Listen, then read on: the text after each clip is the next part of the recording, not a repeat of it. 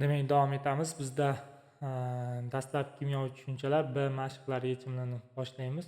Demak, boshladik unda. Bizda B mashq, birinchi savol. Moddaga tegishli bo'lgan fizik xossalarni aniqlang deyapti. Fizik xossasi kerak ekan, ya'ni fizik xossalarni ajratish kerak bo'lyapti. Demak, bizda zichlik fizik xossa hisoblanadi. Hop, yadro zaryad deyapti. Bu elementga tegishli xususiyat. 3 elektron qavat deyapti. Bu ham element. Ya'ni bu elementga tegishli, bu ham elementga tegishli. 4 qaynash va suyuqlanish temperaturasi. Bu moddaga tegishli va bu fizik hodisa hisoblanadi.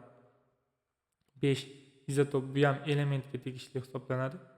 Hop, 6 rang, bu ham kiradi. Hop, 7 atom massa, bu fizik xossaga kirmaydi, shuning uchun buni olmaymiz. Agregat holat deyapti, bu fizik xossaga kiradi va bu moddaga tegishli.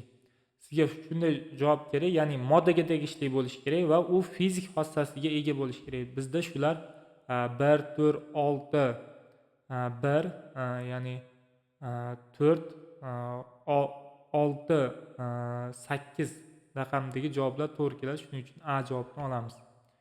Qaysi javobda oddiy moddalarning formulasi to'g'ri yozilgan deyapti. Mana bu oddiy moddalar, bizda vodorodning ikkisi yo'q. Shuning uchun bular xato hisoblanadi. Ya'ni bular molekulyar holatda yoziladi. Shuning uchun bu xato hisoblanadi. Mana bu yerda murakkab modda berib qo'yibdi. Shuning uchun bu ham olinmaydi. Demak, bizda oddiy moddalarning formulasi to'g'ri yozilgan deyapti bizda. Bu yerda hop, oddiy modda bo'lishi kerak. Mana bunda yodning ikkisi qolib ketdi. Shuning uchun buni olmaymiz. Bu yerda vodorod, ozon, oltin gurt va xlor bu yerda to'g'ri yozilgan. Shuning uchun buni olamiz. 3 qaysi javobdagi oddiy moddalarning formulasi to'g'ri yozilgan deyapti. Oddiy moddalarning formulasi to'g'ri yozilgan. Bu yerda vodorodning ikkisi yo'q. Oddiy modda emas bu.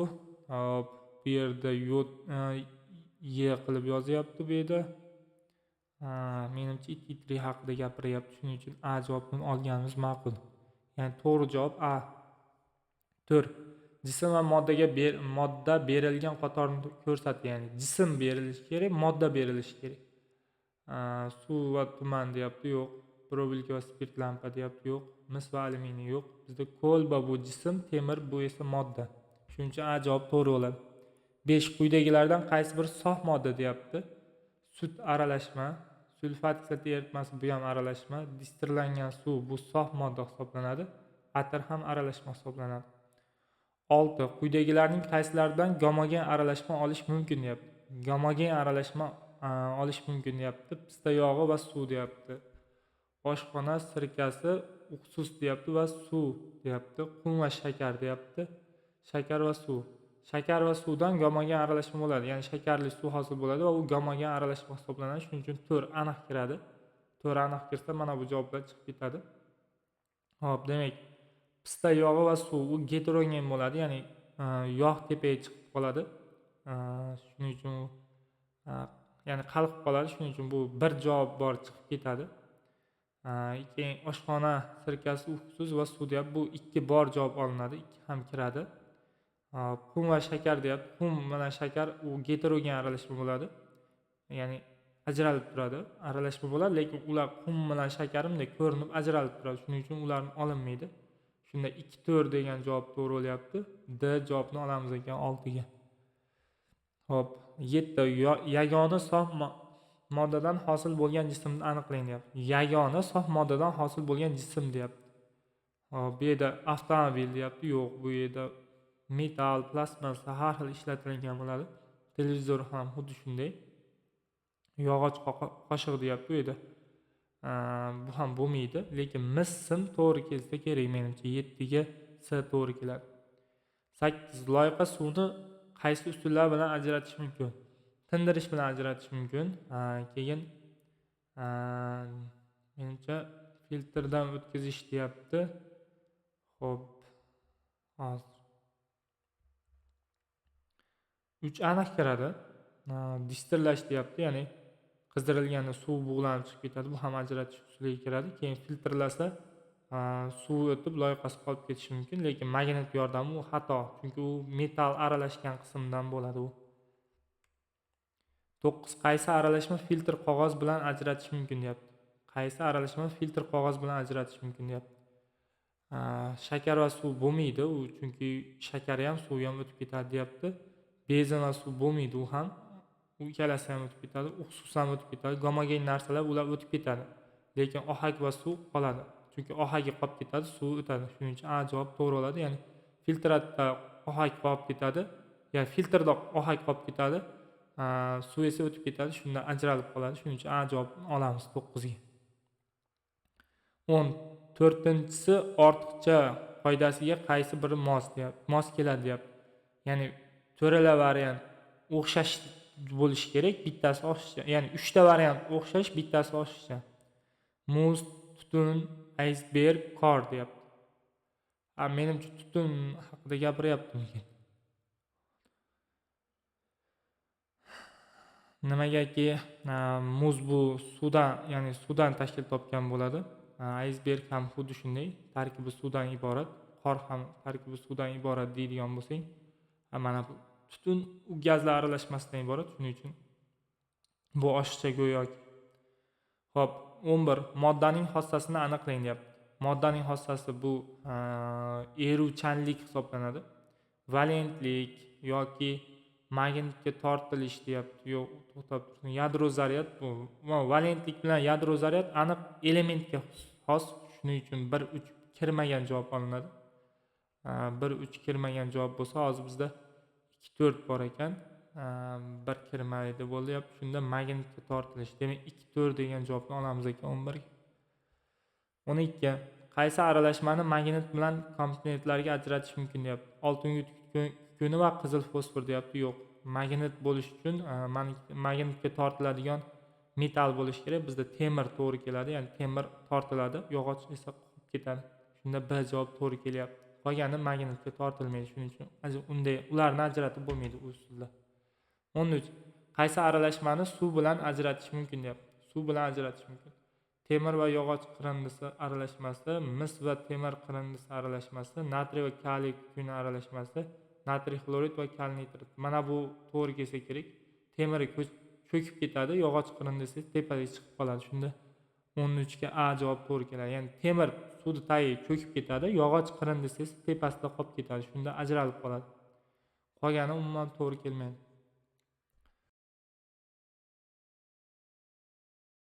Suyuq agregat holatda bo'ladi deyapti. Bu brom yagona metal emas, ya'ni yagona metal emas, suyuq bo'ladi.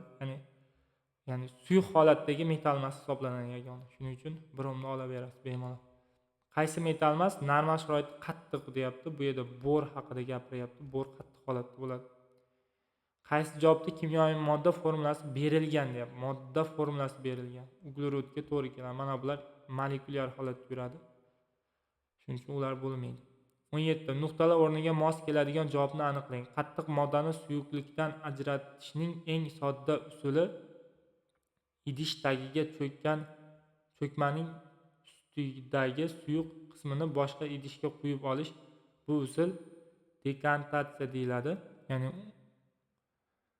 17 ga D deyiladi. Bu eski 7-sinfda ham keltirilgan.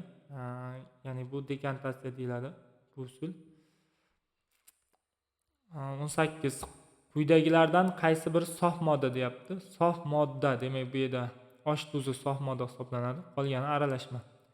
Qaysi aralashmalarni suv va filtr qog'oz bilan ajratish mumkin deyapti. Suv va filtr qog'oz. Suv va filtr qog'oz. Mana bu osh tuzi va qum. Osh tuzi va qum. Suvda eritasiz, tuz erib filtrdan o'tib ketadi, qum esa o'tmay qoladi. Shunda 3 aniq kiradi.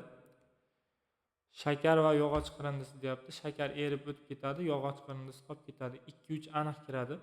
Demak, C javob to'g'ri keladi 19 ga. 20. Heterogen aralashma bir qancha muddat harakatsiz qoldirilsa, qismlari bir-biridan ajraladi deyapti. Ushbu usul qanday ataladi? Tindirish deb ataladi. Ya'ni vaqt o'tganda tinib pastga tushib qoladi. Ya'ni loyqasi pastga tushadi. Suv esa tepaga chiqib qoladi. Misol uchun loyqa suvi xuddi shunga misol bo'la oladi. 21. X va Y gomogen deyapti. Y va Z heterogen aralashma hosil qilsa, ularni aniqlang deyapti. X va Y gomogen. Y va Z heterogen aralashma hosil qilsa, ularni aniqlang. Neft bilan suv gomogen aralashma hosil qiladi demoqchi. Suv bilan shakar heterogen. Yo'q, bu bosh to'g'ri kelmadi bu javob. Chunki suv bilan shakar heterogen emas, gomogen hosil qiladi. Shuning uchun A javob chiqib ketadi. Spirt bilan suv gomogen bo'lishi kerak. Ha, gomogen bo'ladi. Suv bilan neft heterogen deyapti. Ha, to'g'ri. Xuddi shu javob to'g'ri bo'ladi. Ya'ni 21 ga B bo'ladi. Hop, 22. Quyidagilardan qaysi biri sof modda deyapti. Sof modda kerak ekan. Demak, bizda distillangan suv sof modda hisoblanadi. 23. Qaysi taklifga ko'ra kimyoviy belgi element lotincha nomining bosh harfi yoki bosh harfidan keyingi harflardan biri qo'shib yozilishi qabul qilingan? Hop, Berzelius 1813-yilda, demak bu 7-sinf darsligida keltirilgan. Misr fir'avnlari zamonida toza suvdan bizning zamondagi toza suv tarkibi bilan farq qiladimi? Ushbu savol kim tomonidan kashf etilgan? Javob beradi. Bu tarkibning doimiy qonuni Proust haqida gapiryapti. Shuning uchun D javob to'g'ri keladi. Ibn Sino o'zining Kitob ush-shifo nomli asarida alkimyogarlar yangi jismlar yarata olmaydilar. Ular metallarga turli ishlov berib rangini o'zgartiradilar, ammo tarkibi o'zgarmaydi. Bir metalni ikkinchisiga aylantirish menga tushunarli emas. Aksincha, men buning imkoni yo'q deb hisoblayman deb yozib qoldirgan. Ibn Sino qaysi olim yaratgan qonunni undan ancha oldin yozib qoldirgan deyapti. Demak, bu yerda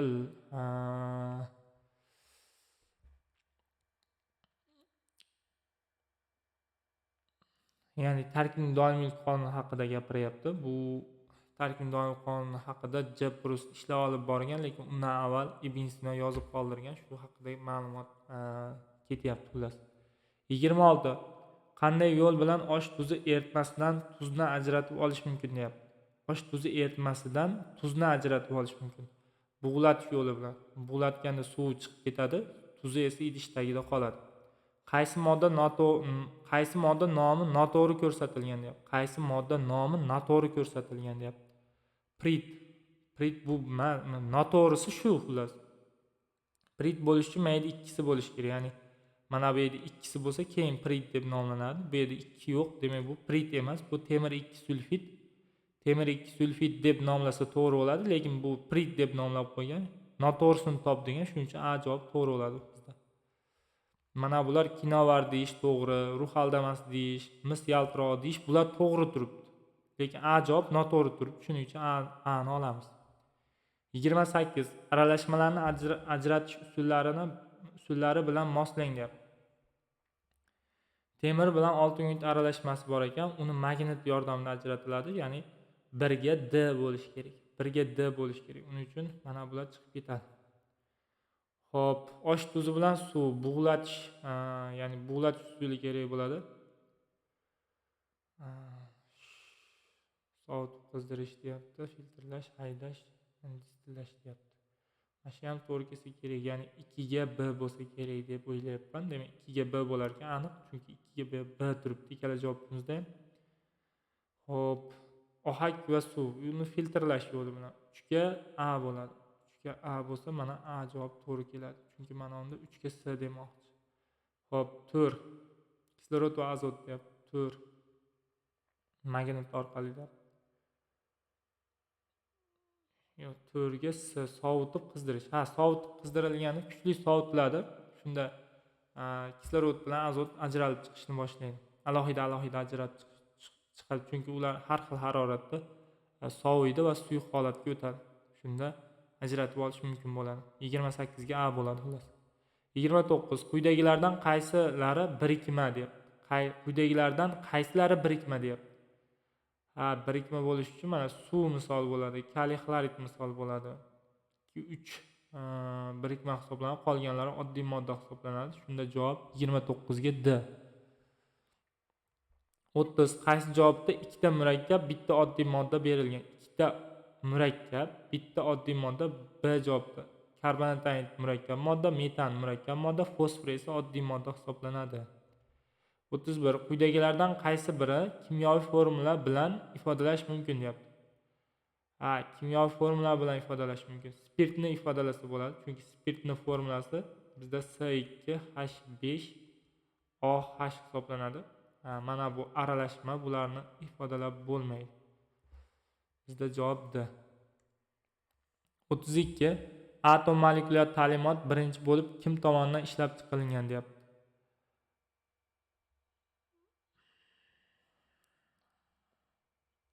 Atom molekulyar ta'limot, bu nazariy listimizda keltirib qo'yilgan Lomonosov tomonidan ishlatilgan, ya'ni 1741-yilda ishlab chiqilgan edi shekilli. Ya'ni atom molekulyar doimiy harakatda bo'ladi degan, moddalar kichik zarrachalardan tashkil topgan deb bir qator ma'lumotlar mavjud. Uni nazariy listimni kanalga joylab qo'yaman, uni o'qib yodlab olishingiz kerak bo'ladi xolos.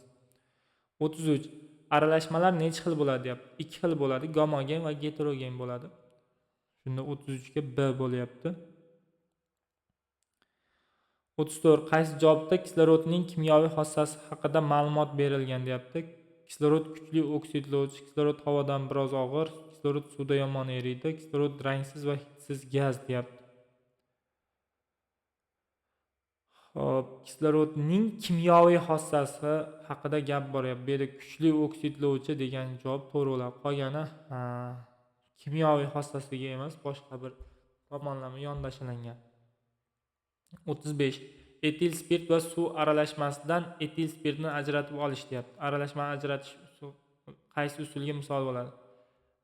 Bu yerda hozir haydash to'g'ri keladi, ya'ni turli xil haroratda qaynaydi bu. Etil spirt 78.3 gradusda qaynaydi, ya'ni 78.3 gradusda bu ajralib chiqishni boshlaydi. Suv 100 gradusda qaynaganligi uchun suv qolib, spirt ajrashni boshlaydi. Ya'ni harorat, idishdagi harorat 78.3 ga yetgan payt spirt chiqib ketadi. Suv esa qolib ketadi. Haydashda xuddi shunday bo'ladi, ya'ni spirt ajralib chiqqandan keyin uni sovutib yana suyuq holatga olib o'tib olish mumkin.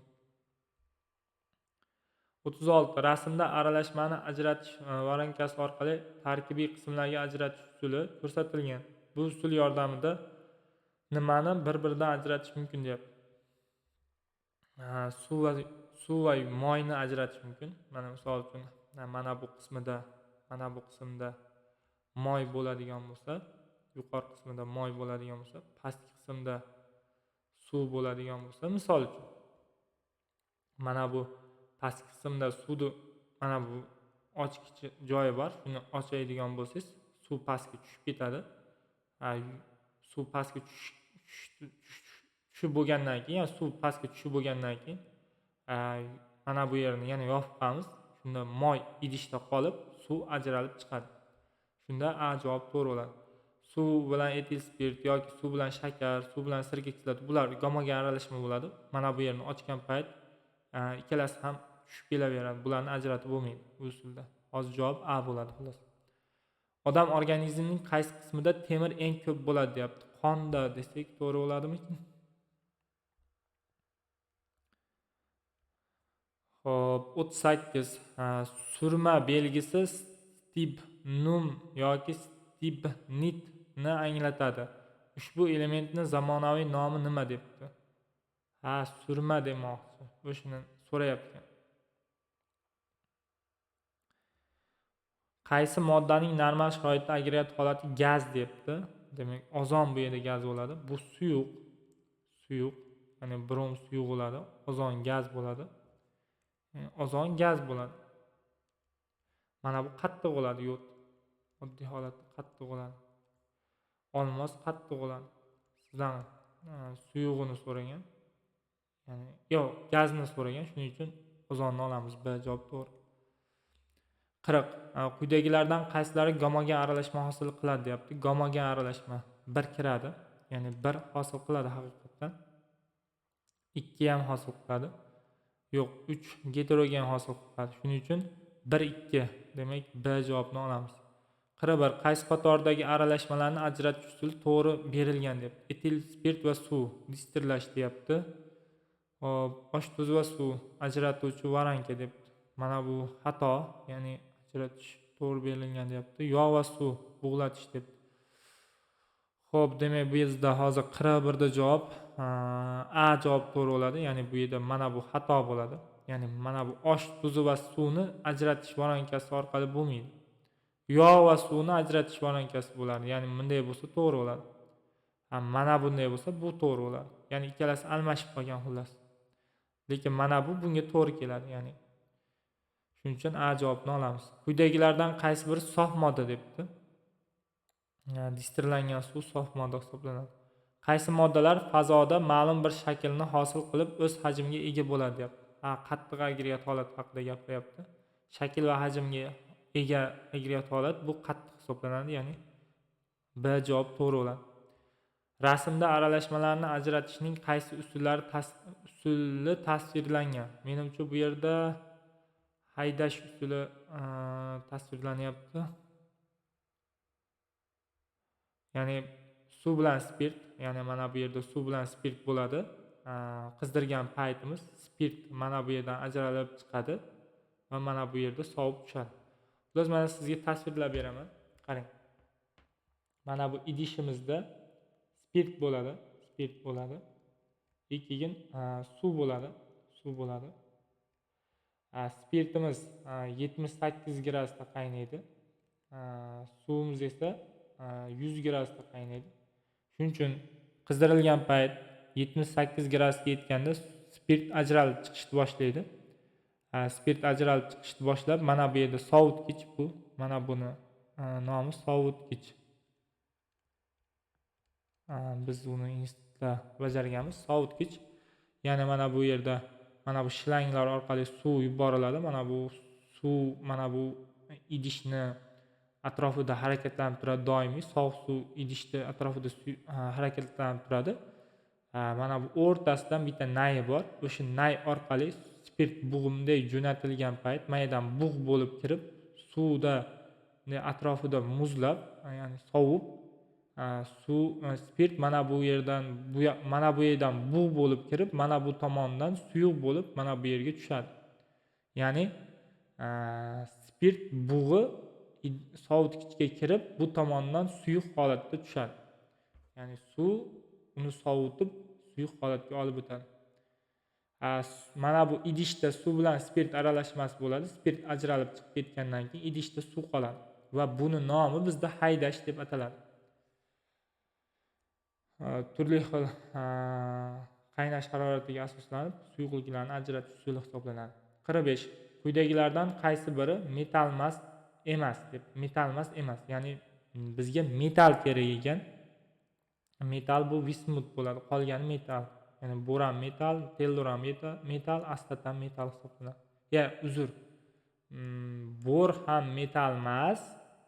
Bizga metal kerak, ya'ni metalmas emas debdi. Ya'ni metal kerak, metal bu vismut. Mana bular esa metalmas hisoblanadi. Ya'ni bor, tellur, astatlar metalmas. Bizga metal kerak, metal esa bu vismut. Shunda D javob to'g'ri bo'lyapti. 46. Quyidagilardan qaysi biri sof modda debdi? Sof modda demak tilla u aralashma hisoblanadi. Sintez gazi, gazlar aralashmasi, qaldiroq gaz ham gazlar aralashmasi hisoblanadi. Lekin oltin bizda sof modda hisoblanadi. 46 ga C javob bo'ladi. Demak, shu bilan B mashqni ham yakunlab oldik. Kuzatishni davom etasiz. Qolgan mashqlarning yechimlarini ham joylaymiz.